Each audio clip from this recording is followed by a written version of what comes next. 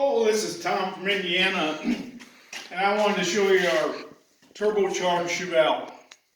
The first thing I want to say about this car is we have 50 cents a pound in this car. Thanks to my dad, who traded us this car for some work, and then as along the way we put money in, and basically we've accumulated $1,500 in this car. Excuse me. So far what we've done to it, we put some, I call them Dukes of Hazzard rims on it and some bigger tires on the back. Same rims on the front. And in the interior of this car, you can see we put in bucket seats from Craigslist. Old outdoor carpeting, nothing fancy. A 4-speed transmission. We took out the original 3-speed. And we put a few gauges in it and a few things like that. Now for the engine here, this is what really makes this car cool to me is we got an old 90 Chevy 3/4 ton truck. Pulled the engine out. It had about 160,000 miles on it. And it was pure stock. We took the intake manifold off of it and the fuel injection stuff. Put a Edelbrock intake on and a 650 Holley vacuum advanced carburetor. And after my son found a turbo on Craigslist and some eBay parts, we pieced this thing together. And now the eBay parts, not so good, but the turbo, it's a Rotomaster turbocharger. The tag says T38. It's a small turbocharger. And what we've done here is, I'll just show you some of the basic things. The turbocharger, of course, we ran the line from the oil pressure port behind the distributor up to the turbo. Then we have our turbo drain line, which goes down to the hole where the existing fuel pump was. Now, we used an electric fuel pump, which kind of a dime store fuel pump, which is right here. I think we paid $15 for it or something like that. On the exhaust side, just a piece of 1/2-inch steel weld to some, I believe it's 3-inch exhaust. And then we have a band clamp here which goes down and just goes partially under the car. Right now the exhaust does not have a muffler, and believe it or not, it's pretty quiet. Now the headers, which were part of the eBay kit, required a lot of work. They're very poorly designed, can't even get all the spark plugs in. I probably have 100 hours worth of modifications to these headers. You can see we have a wastegate on here and we haven't even hooked it up yet. That's our future plans. We have I call it a wastegate here, to a dump. So whenever your intake manifold goes to a vacuum, it dumps the air out of here.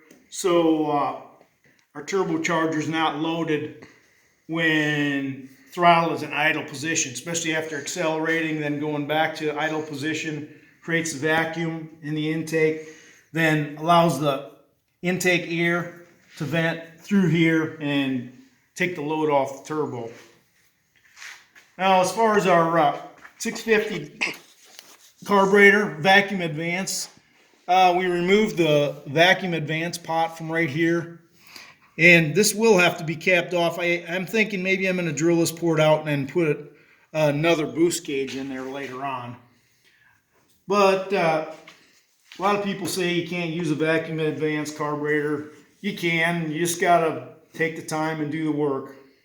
Now, as far as the fuel system goes here, I have an idea how to boost the fuel pressure up with the boost pressure, so the boost pressure and the fuel pressure come up together without a $150 fuel pump or a $170 regulator.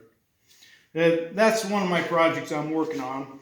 If you come over here, you can see that we have a gauge measuring our boost, which is in PSI. And now if we start this engine up and we rev it up twice, right in a row, we'll get 5 pounds of boost.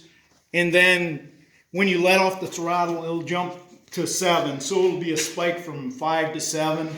Of course, the air that's coming through the intake gets stopped, or basically stopped, when the butterflies close, and that causes that spike from 5 to 7.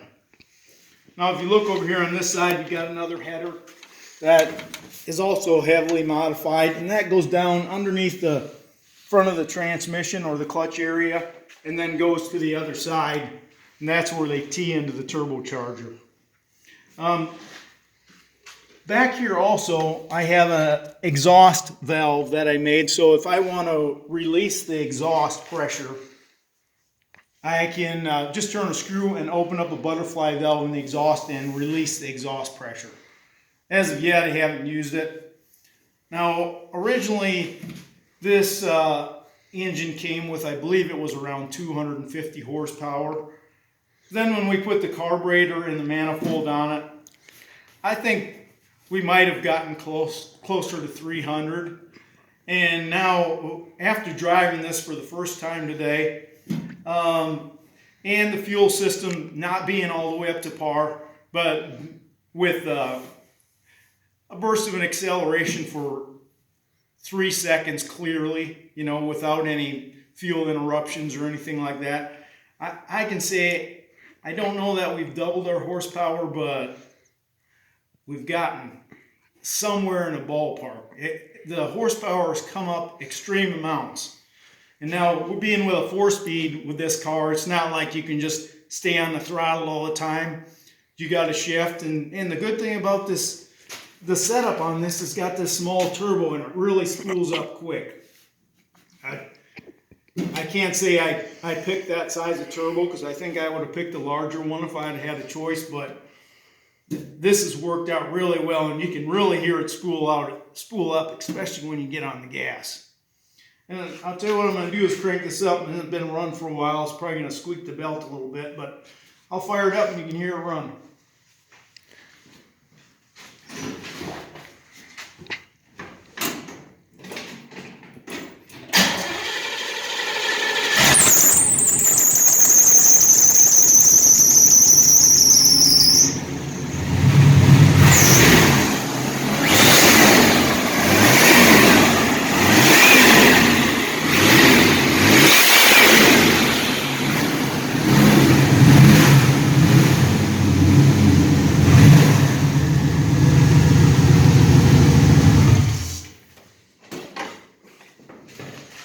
Now you could hear a little interruption in the carburetor when it opens them secondaries up, seeing how on this side here, I've just temporarily modified this carburetor where this linkage here actually mechanically opens the secondaries.